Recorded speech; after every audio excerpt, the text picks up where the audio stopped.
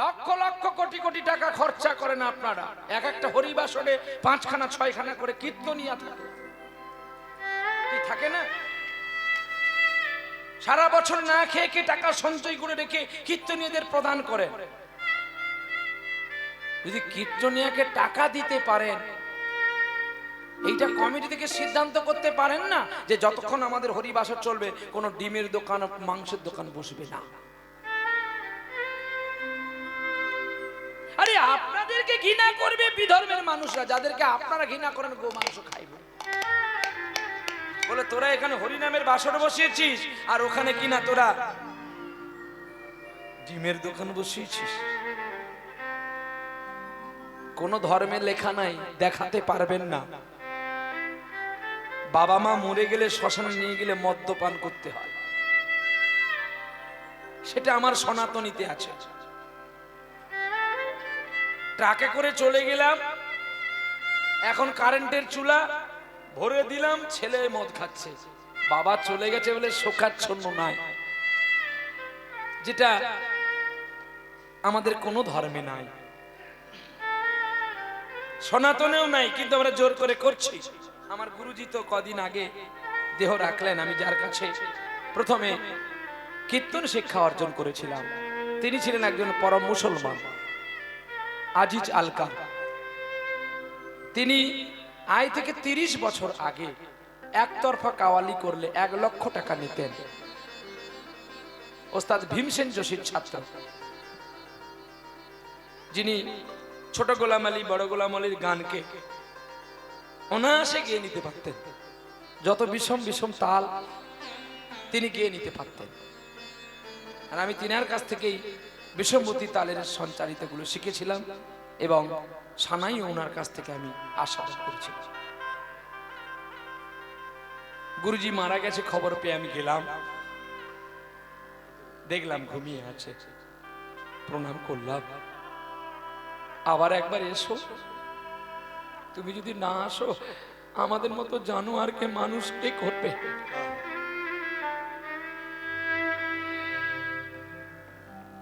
গুরুজির বড় ছেলে district champion ছিলেন, মধু মালতীকে ডাকে আয়, এত ভালো করে হারমোনিয়াম ফিঙ্গারিং করত। দুর্ভাগ্যক্রমে স্ট্রোক হয়ে চলে গেছে। আরো 3 ভাই আছে, ছোট ভাই বড় তবলজি, তিনি পণ্ডিত অজয় চক্রবর্তীর কাছে শিক্ষা আরাধনা করেছিলেন, তো এখন বড় বড় কাওয়ালিতে বাজাতে যায় বড় বড় ওস্তাদের সঙ্গে। ভালো, আমাকে বলছে চলো তোমাকেও নিয়ে যেতে হবে আমার বাবাকে। আমিও তো নিয়ে আসলাম গোর স্থানে, কবরের স্থানে। গুরুজির গোর দেওয়া হলো, কত মুসলিম কাঁদছে কিন্তু শব্দ নেই, নীরব, সাইলেন্ট। প্রণাম করে চলে আসলাম, পরে গায়ত্রী ফেললাম। তাদের সনাতন, তাদের ইসলামে যেমন নিয়মাবলী আছে 4 দিনে কর্ম, আমার যতটা ক্ষমতা আমি গুরুজির কাছে দিয়ে আসলাম। গুরুমা কাঁদছে, তোকে আর কে যত্ন করে শেখাবে রে? আমাকে কোনোদিন আমার গুরুজি মারেনি, শুধু বলতো দুষ্টুমি করলে কি শেখা যায়? শোন, শিখতে গেলে বড় গাছ হতে গেলে অনেক ঝড় আসে, আর সেই ঝড়কে কিন্তু সামলাতে হয় বড় গাছকে। শুধু শিখে যা, পরে বের করবে। আজকে তিনার কথা আমি ভাবি, তিনার প্রায় 100খানা বাংলার ভজন গান আমার শেখা আছে, সমস্ত কৃষ্ণে নেই, একটা আল্লাহ নেই, একটা গড নেই, একটা যিশু নেই। প্রথম গান আমি তিনার কাছে প্রথমে শিখেছিলাম, আমি হেরিব নয়নে তোমার ওই ছবি, হে গোবিন্দ গিরিধারী। একদিন সকালবেলায় আমি শুয়ে আছি, আমার দরে হাজির, এই প্রহ্লাদ, প্রহ্লাদ। আমি হ্যাঁ বাবা, এই ওঠ, ওটা বলছে হারমোনিয়ামটা ধর, হারমোনিয়ামটা ধর। ধরলাম, আমি গাইছি গা, আমি হেরিব নয়নে তোমার ওই ছবি, হে গোবিন্দ গিরিধারী। মুসলিম বলে কেউ বলবে? কাজী নজরুল ইসলাম মুসলমানের ঘরে জন্ম হতে পারে, কিন্তু হে গোবিন্দ রাখো চরণে, এই কথাটা যদি কেউ শোনে তাকে কেউ ইসলাম বলে বলবেন? বলবেন না। কিন্তু তবু মুসলমান বলে তো আর এক জায়গায় বসে খেতে পারবেন না। সমাজ আজও নবদ্বীপের ব্রাহ্মণ বৈষ্ণব মুসলমানকে ঘৃণা করে। বলি কেন জানো?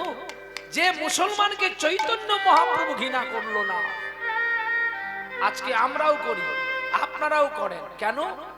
আমাদের সেই চেতনা নাই বলে তাই আমরা করি।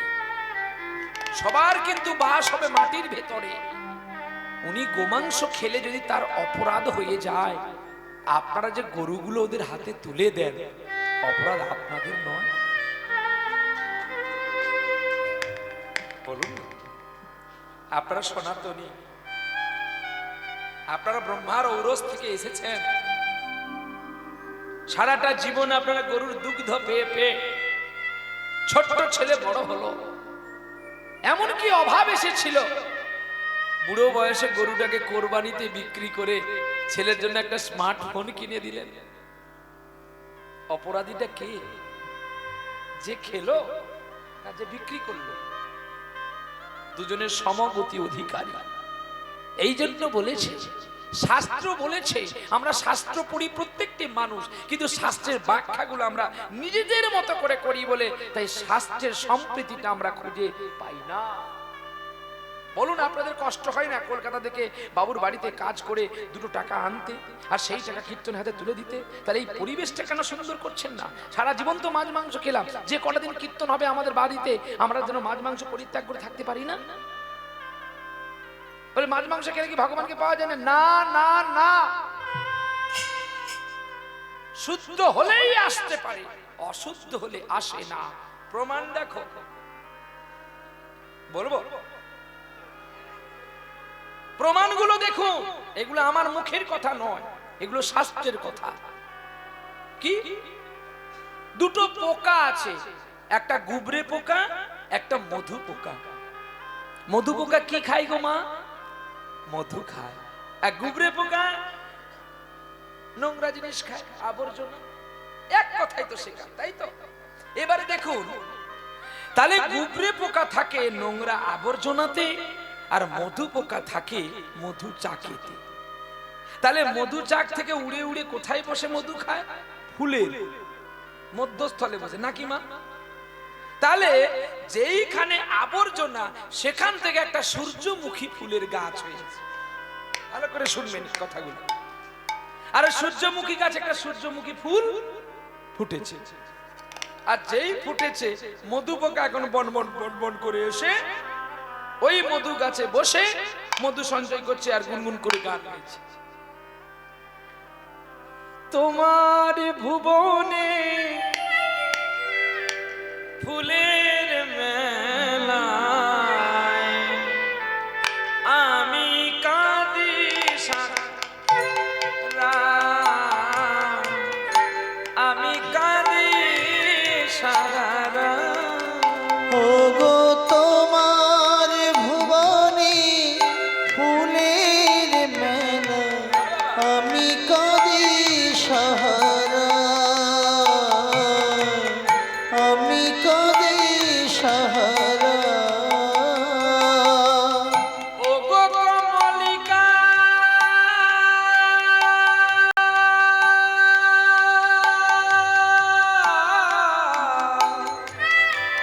ও গো কমলিকা, বুঝিলে না ও গো আমি কত অসহায়। তোমার ভুবনে ফুলের মেলা, আমি কাঁদি সাহারা, আমি কাঁদি সাহারা। উষ্ণ মরু অভিশাপিনুই যে আছে আজ অবসাদী।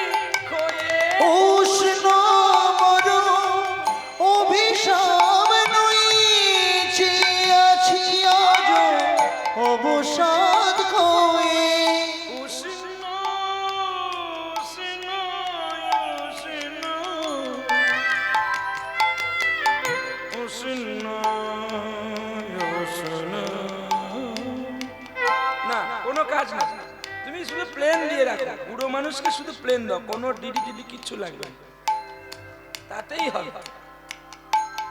গাছের পাতা বুনতে জানলে কোনো সাউন্ডের দরকার, শুধু একটু শুনতে পেলে হবে।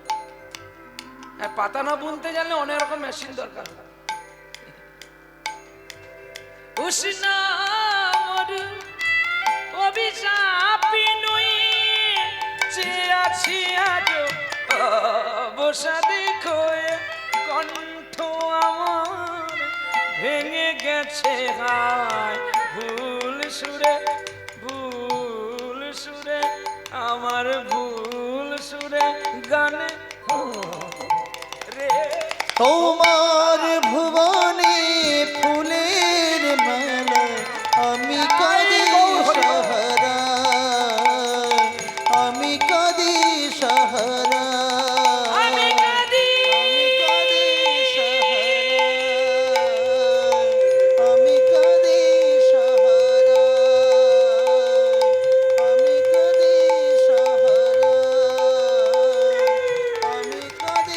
সাহারা, আমি কাঁদি আমি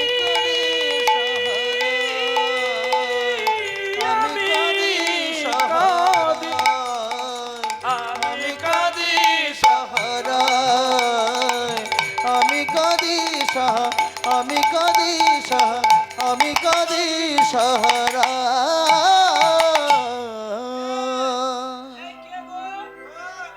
গুবরে পোকার নিচ থেকে উপর তলার মানুষকে হাঁক দিয়েছে, তুমি কে গো? এখন মধু পোকা বলে আমি মধু পোকা। ধ্যাৎ, চুপ করো, তুমি মধু পোকা, আমি মধু পোকা। বলি হ্যাঁ তুমি কি মধু পোকা জানিয়ে, তুমি কি খাচ্ছ? বলে আমি অমৃত খাচ্ছি। বলে তুমি কি অমৃত খাচ্ছ আমার জানা আছে, আমি কি অমৃত খাচ্ছি জানো? আমার সুগন্ধেতে তুমি গোটা শরীর সুগন্ধ হয়ে। এখন মধু পোকা যখন একটু নিচের দিকে নামে, এত দুর্গন্ধ, কি সুগন্ধ, বডি স্প্রে ফেল, আবার গিয়ে মধু ফুলের মধ্যে বসে পড়েছে। বলছে ভাই তুমি কি খাচ্ছ আমার জানা হয়ে গেছে, তুমি কিভাবে আছো সেটাও আমার জানা হয়ে গেছে, তাহলে আমি কি খাচ্ছি তুমি একটু হাঁ করো, আমি দিই, তাহলে বুঝতে পারবে তুমি আর আমি কোথায়। এখন গুবরে পোকা বলছে আচ্ছা ঠিক আছে তুমি দাও। হাঁ করেছে গুবরে পোকা। মধু পোকা বলে শালা তুই পচনের কীট, তোকে আমি মধু দেব, তোকে আমি পায়খানা দেব। মধু পোকা কি দিল? পায়খানা করে দিল। মধু পোকা পায়খানা যখন গুবরে পোকার মুখে পড়লো, গুবরে পোকা বলে বাবা কি সুন্দর বন্ধু, বলে তোকে আসলটা দিইনি, তোকে নকলটা দিলাম, যদি আসলটা তুই পাস তাহলে আর কোনোদিন ওই যে জায়গায় আছি ওই জায়গায় থাকতে পারবি না। বলে বন্ধু আমিও তোমার সঙ্গে যাব, আরে আমিও তোমার সঙ্গে যাব, আমি অমৃত সুধা সুধা পানি করি, আমিও তোমার সঙ্গে যাব।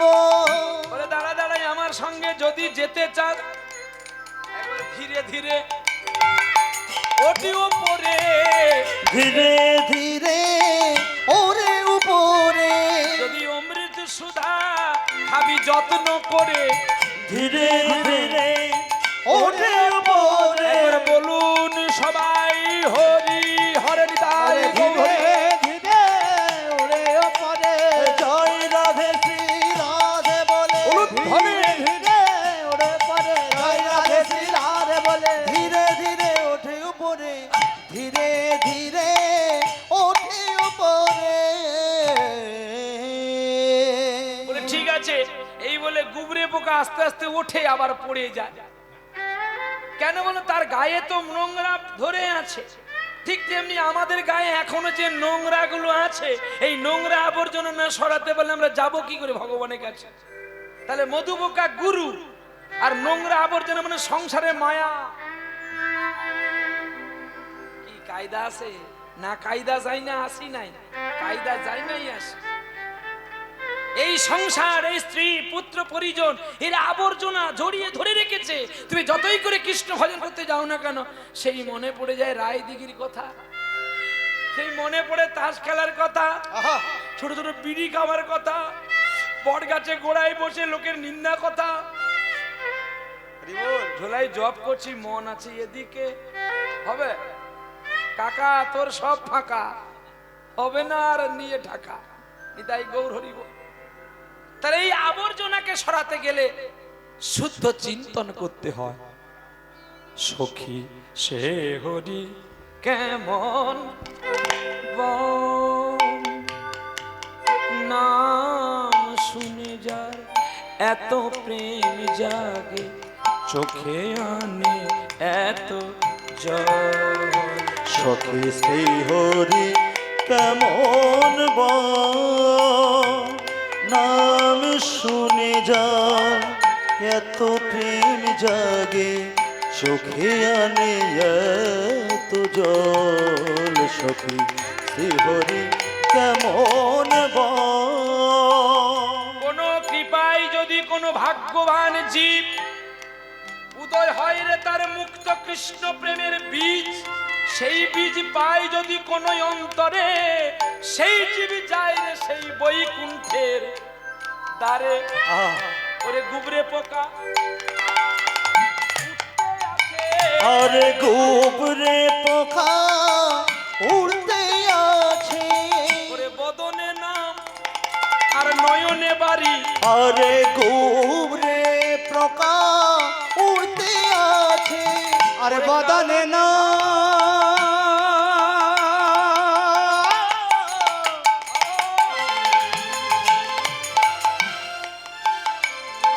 আর নয়নে বাড়ি। গোবরে পোকা উড়তে আছে, একবার পার করো গো শিবংশীধারী। আরে গোবরে পোকা উড়তে আছে, ওগো ঝরে পড়েছে তার নয়নের অমৃতি বাড়ি। আরে গোবরে শ্রী রাধে বলি, আজ বৃক্ষলতা আজ ধন্য হলো। আরে কৃষ্ণ কৃষ্ণ কৃষ্ণ বলি, একবার চাঁদ বদনে সবাই হরি হরি বলি দাই গৌর হরি বল। কৃষ্ণ কৃষ্ণ বলি, জয় রাধে শ্রী রাধে বলে, কৃষ্ণ কৃষ্ণ ও রাধে রাধে রাধে রাধে রাধে রাধে রাধে রাধে রাধে রাধে। কৃষ্ণ কৃষ্ণ কৃষ্ণ বলি।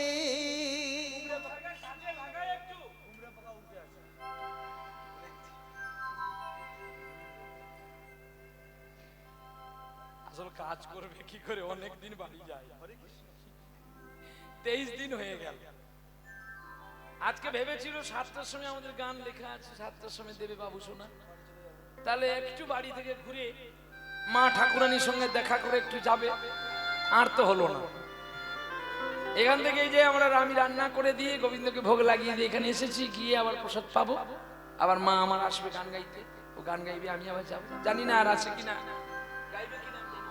গাইবে তো? আচ্ছা আচ্ছা ঠিক আছে, আমি জানি না, তোকে বলে ফেলে অপরাধ ক্ষমা করবে। আচ্ছা রাসলীলা উনি গাইবেন, তা আমি আবার যাব। তো আমার আবার কালকে সকালবেলায় গান আছে মেচাদাতে, কোলাঘাট যেখানে তাপ বিদ্যুৎ কেন্দ্র, ওখানে সকালবেলা আছে, রাত্রেও আছে, দুপালি আছে। তো ওখান থেকে সেরে চলে যাব দীঘা, মন্দারমণ, সেখান থেকে চলে যাব আমি শিলিগুড়ি। আমাদের এইভাবে চলতে থাকবে গাড়ি। তো 184-র মধ্যে তো এই মাত্র 23 দিন হলো, এখনো অনেক পড়ে আছে।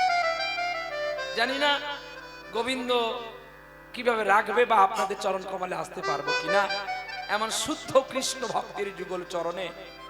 আবার কৃষ্ণ করুণামৃত বললেন, মাছ খেয়ে মদ খেয়েও ভগবানকে পাওয়া গেছে, যদি তার তালটা ঠিক আছে। দেখো কত সুন্দর কথা। মদ্যপান করলেও ভগবানকে পাওয়া যায়, যদি সে জাতে মাতাল তালে ঠিক হয়। যদি মদ খাবো 2 টাকার আর গালি দেব 50 টাকার, তাহলে কিন্তু সে মাতাল নয়, তাহলে সে কোনোদিন ভগবানকে পাবেন না। নিতাই কই তাই কাজে এখন মধু পোকা গুবরে পোকাকে দেখতে পেয়ে কি আনন্দ পেয়েছে। আর ওই যে উঠেছিল তার আবর্জনাগুলো নোংরাগুলো গা থেকে সব পড়ে গেছে। আর যেই পড়ে গেছে এখন মধু পোকা বলছে ভাই তোমাকে আমি নিয়ে যাব কি করে, তার চেয়ে এক কাজ করো তুমি আমার পা ধরে ঝুলে থাকো, আমি তোমায় ঠিক অমৃতদের কাছে নিয়ে যাব। শোনো কথাগুলো, কি সুন্দর কথা। এগুলো আমি বাবার কাছে শিখেছি, আমার বাবা জন্মদাত্রী বাবার কাছে। এই ছোট্ট ছোট্ট সারাংশগুলো ভক্তের কাছে পৌঁছে দেওয়া। তো এখন গুবরে পোকার ধরেছে মধু পোকার পায়ে, আর গুবরে পোকা বুনবুন করে উড়ে উড়ে যাচ্ছে একটা বড় পদ্ম সরোবর। সেই পদ্ম সরোবরে একটা পদ্ম পুষ্প ফুটে আছে, তার মাঝখানে গুবরে পোকাকে ছেড়ে দিল। বলছে দেখো ভাই তোমাকে আমি এখানে ছাড়তে পারলাম, কিন্তু সূর্যদেব অস্তাচলের সঙ্গে সঙ্গে তুমি এই পদ্ম পাপড়ি থেকে বেরিয়ে ওই পাতার মধ্যে বসে থাকবে, আমি কালকে সকালবেলা আসলে তোমাকে ঠিক খুঁজে নেব। আর অন্যত্র কোনো যাওয়া যাই করবে না, এ সাগরে অনেক জল, তুমি ডুবে মরে যাবে। এখন গুবরে পোকা তো কোনোদিন এত মধু খায়নি, সে যখন মধু কড়ায় পড়বে সে পারুক না পারুক সে কি ছাড়বে? সে অমনি পদ্ম ফুলের মাঝখানে বসে মধু সঞ্চয় করছে। সূর্যদেব কখন অস্তাচলে চলে রাত্রি হয়ে গেছে সে আর জানে না, পদ্ম পাপড়ি আবার এক জগৎ হয়ে গেছে। আর সকালবেলায় এক বাবাজি তিনি কি করলেন, তিনি গোবিন্দের চরণে পুজো করবেন বলে পদ্ম সরোবরে এসে পদ্ম তুলতে গেল।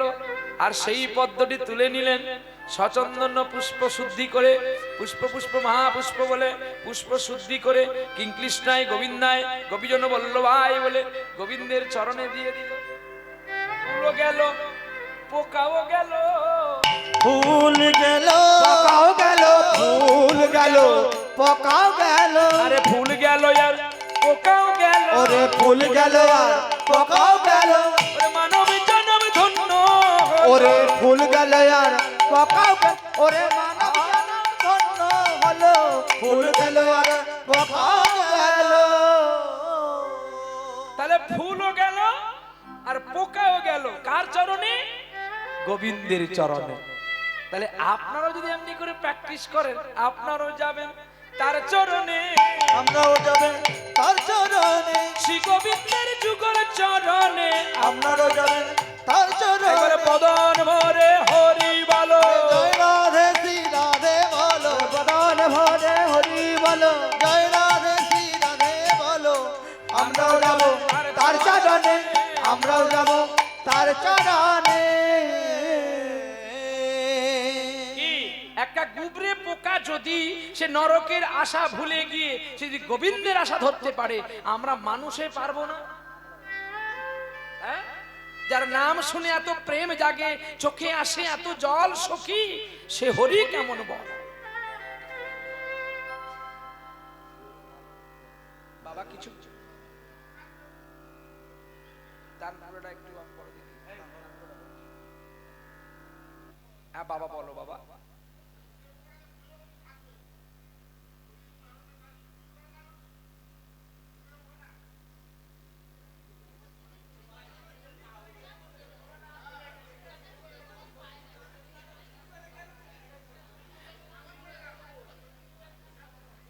আপনি তাহলে এই সারটা শুনলেন,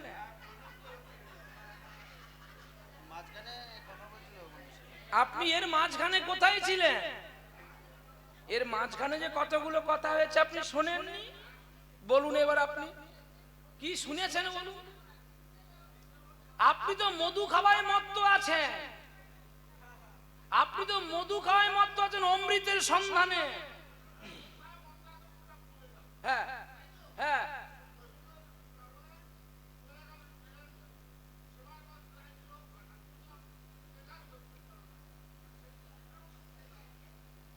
তাহলে এটা চোর হয়ে গেল। রূপ সনাতন তো তাহলে মন্ত্রিত্ব পদ ছেড়ে নামে বিবর হয়ে গেল, তাহলে তারাও চোর। এই জন্য কৃষ্ণ নাম শুনতে আসেন না।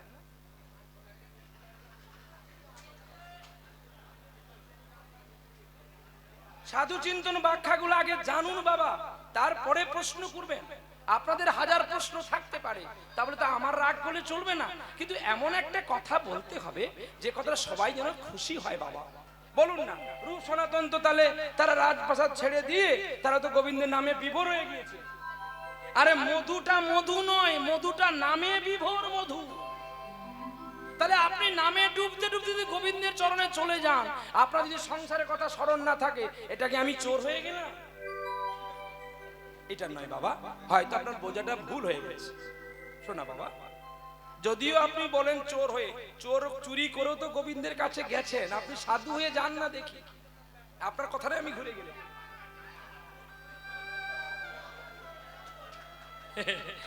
নিতাই গৌর হরি বল, নিতাই গৌর হরি বল। এইবারে বলে কি জানো তো, যার যেমন ভাব তার তেমন লাভ। আপনি ন্যাংরা আমের গাছ লাগাবেন 24 পরগনায়, ন্যাংরা আম হবে, কিন্তু মালদার ন্যাংরা আম শিয়ালদায় নিয়ে বিক্রি করবেন, আপনারটা নিয়ে যাবেন, আপনার দেখে লোক পালিয়ে যাবে। বলে কেন? এও তো ন্যাংরা, সেও তো ন্যাংরা। বলি দাদু, মাটির তফাৎ আছে। মাটির গুণে গাছ হয়, আবার গাছের গুণে ফুল হয়, আবার ফুলের গুণে ফল হয়, আর সেই ফলকে কৃষক ভালো করে সাজিয়ে বাজারে বিক্রি করতে যায়। আপনি ঝড়াই করে নিয়ে যাবেন, যত ভালো আম হোক নেবে না, আপনি ঝিকঝিকে কাগজ দিয়ে দিবেন, 2 টাকা টিকিট মারিয়ে দিবেন, সারা টক আমও ভালো নয় বিক্রি হবে, ব্র্যান্ডেডের আম আছে। ঠিক তেমনি আমাদের প্রত্যেককে এই বিশ্ব জগতে একটা করে আশ্রয় নিতে হয়। কেউ ভগবানের আশ্রয়, কেউ আবার ছলনার আশ্রয়। চলো আর বিভেদে যাব না। আপনি বললেন বলে আমিও রাগ করব না, কারণ আপনার আশা প্রাপ্তি থাকতে পারে, আপনারা আমাকে অনেক কিছু জানবার জন্য জিজ্ঞাসাবাদ করতে পারে। আমার কাজ হচ্ছে আপনাকে ভালো করে বুঝিয়ে দেওয়া। আমার কাজ এই নয় যে আপনাকে কটুক্য বাক্যে গালিমন্দ করা, আপনাকে রাগিয়ে দেওয়া, আপনাকে ঘৃণা করা, আপনাকে এখান থেকে তাড়িয়ে দেওয়া। এটা কীর্তনীয় আচরণ নয়, শিল্পীর আচরণ হতে পারে, হতে পারে, হবে বলে আশা। নিতাই চলো প্রেম সে বলো রাধা রানী কি জয়। তাহলে চলো আমরা কীর্তনে লীলায় আস্বাদন করতে গেলে একটি গৌর চন্দ্রিকার একটি পদাবলী করে ছোট্ট করে, বেশিক্ষণ আমি টাইম নেব না, জাস্ট 2 মিনিট দিয়ে আমরা লীলায় আস্বাদন করছি। চলো। যদি গৌরী না আসিত কেমনে হইত, ওরে কেমনে ধরিতাম দেখে, বলো সখী শিরাধারে মহিমা, প্রেম নশ সীমা, জগতে জানা তোকে, আমার মধুর বৃন্দা বিপিন মাধুরী, প্রবেশ চাতুরী সা, ওরে বড় যুবতী আবার ভাবের ভকতি, সকতি হইত আর রে সকতি হইত। এবারে গাও গাও পুন শ্রী গৌরাঙ্গের গুণ, সরল করিয়া মন, ওরে এ ভব সংসারে এমন দয়াল আর হবে না একজন, রে আর হবে না একজন। আমি গৌরাঙ্গ বলিয়া না গেলাম গলিয়া, না বানল কোন বিধি, ওরে বাসুদেব হইয়া ওরে পাশান মিশিয়া বানাইল কোন সিধি, আরে বানাইল কোন সিধি। ও বাসু কহে ওরে না হলো হামারি রে এ বাসু কহে না হো